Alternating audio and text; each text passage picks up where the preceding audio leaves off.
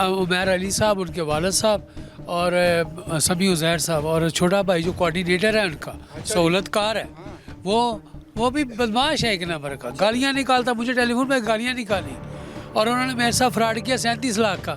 एक बार उन्होंने मुझे अपनी बहन का चेक दिया, तो मैं 28 साल सऊदी अरब में रहा हूँ, तो मैं अपनी वाइफ को पैसे भेजता था, ये वालदैन को, वालदा साहबा को। तो मैं बैंक में गया तो कहता जी किस लड़की से आपने कारोबार किया? मैंने कहा किस लड़की से?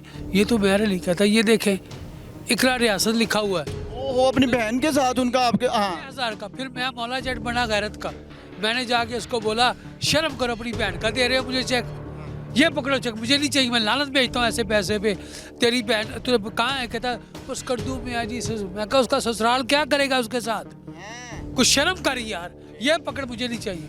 अब मैं गैरत का मौला जेट बना और आतमताई बना, मैं उसको चेक भी दे आया, मेरे पास कापी है उसकी। उसके बाद मैंने वो चेक भी दिए, जो एविडेंस था वो भी गया। जी सर जी, मैं तब आपने गैरत की कि यार बहन बेटियों को तो नहीं इन मामलात में लाना चाहिए। इन्वॉल्व करते, शर्म करनी चाहिए। और सर जी हमारा माहौल क्या है, ससुराल वाले जीना आराम करते हैं बहू का।